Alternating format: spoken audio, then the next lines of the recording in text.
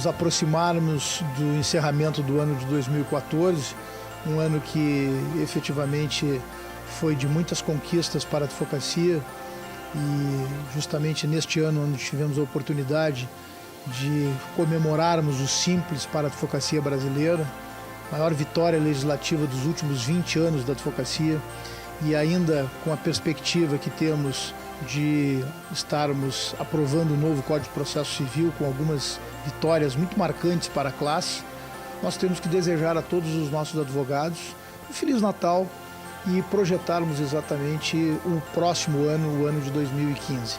Desejando a todos os nossos colegas, a todos os nossos amigos, aos seus familiares, um feliz 2015, um ano repleto de alegrias e, acima de tudo, de muitas realizações para todos nós, seja no âmbito da nossa instituição OAB, seja também no que diz respeito à nossa atividade privada, à nossa atividade profissional, a advocacia, que é um verdadeiro munus público.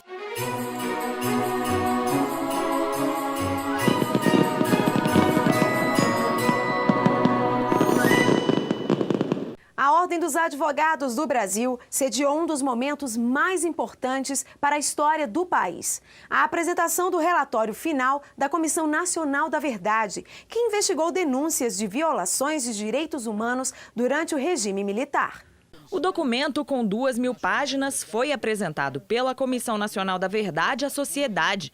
A comissão ouviu 1.200 pessoas, entre agentes militares, vítimas e familiares, para apurar denúncias de violações de direitos humanos. O relatório não representa, e dissemos isso nós da comissão, a presidenta Dilma Rousseff, o começo ou o fim dessa investigação. Só foi possível o trabalho da Comissão Nacional da Verdade porque, antes de nós, muitos se dedicaram a fazer uma investigação muito efetiva. O relatório levou quase 3 anos para ficar pronto. No documento apresentado aqui no Conselho Federal da OAB, a Comissão da Verdade faz recomendações para que os responsáveis pela violação dos direitos humanos sejam punidos no âmbito civil, criminal e administrativo. O texto aponta os nomes de 434 mortos e desaparecidos políticos, 377 pessoas com indícios de autoria ou associação às violações de direitos humanos, além de 230 locais em que ocorreram as torturas e os assassinatos. Um volume do relatório ficará guardado na Ordem dos Advogados do Brasil. Para a entidade, isso representa um reconhecimento à luta da Ordem pela democracia no país e um momento histórico e essencial para a memória nacional. E o trabalho da Comissão Nacional da Verdade vem reforçar a luta da sociedade brasileira pela democracia em nosso país. Isso é o que é o mais importante, isso que marca nesses 50 anos do golpe militar, a entrega no Dia Internacional dos Direitos Humanos desse relevante trabalho para a sociedade brasileira. Temos que lembrar dos horrores ocorridos para jamais repetir. Nunca mais a voz única do autoritarismo. Queremos sempre a voz da liberdade, a voz da diferença e que todos os brasileiros se sintam em uma só nação, em um só país. Segundo o presidente nacional da OAB, a Ordem é a favor da revisão da lei de anistia. Por isso que propusemos no Supremo Tribunal Federal e aguardamos o julgamento dos embargos de declaração com efeito modificativo, para que o Supremo Tribunal Federal possa dar a última palavra.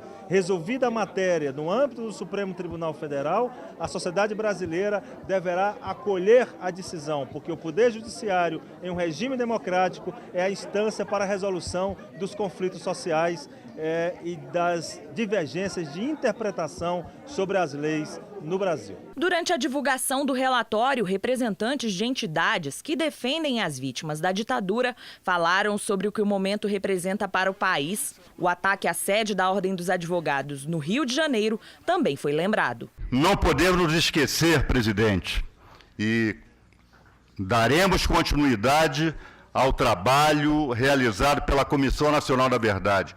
Ainda queremos saber quem pôs a bomba na Ordem dos Advogados do Brasil, que matou Dona Lida Monteiro, que merece todas as nossas homenagens daqui hoje e merece a nossa reverência, presidente Cláudio Lamarck. Familiares dos desaparecidos e mortos políticos participaram da cerimônia.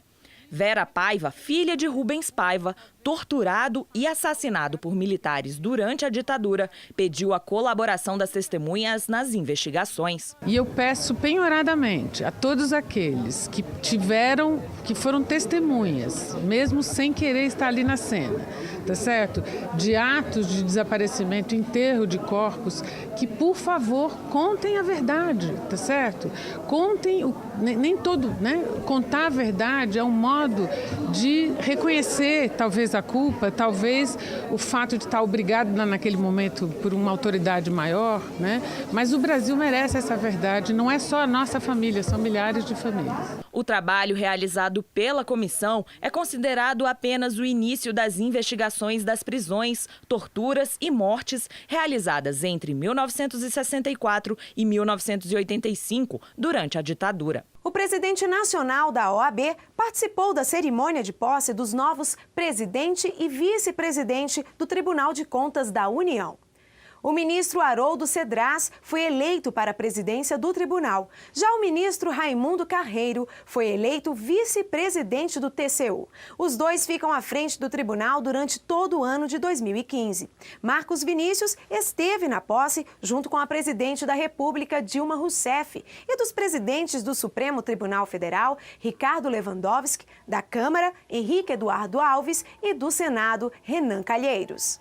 A Ordem dos Advogados do Brasil esteve presente na solenidade de premiação do 11º Prêmio Inovare, que homenageia as boas práticas jurídicas brasileiras desenvolvidas ao longo de cada ano. A cerimônia aconteceu no Salão Branco do Supremo Tribunal Federal e reuniu ministros e ex-ministros dos tribunais superiores, autoridades políticas e familiares dos premiados. Muitos prêmios importantes sobre prática de ressocialização de presos, experiências inovadoras, que devem servir para inspirar todos os brasileiros, especialmente os que atuam no sistema de justiça, para contribuir com a transformação da sociedade brasileira, para que tenhamos um judiciário, um executivo, um legislativo, enfim, os poderes da República a favor da sociedade, cumprindo com o seu papel de humanizar, de aproximar a população, a sociedade, dos reais objetivos do Estado, que é justamente trazer felicidade a todos, bem-estar social e fazer com que nós tenhamos uma justiça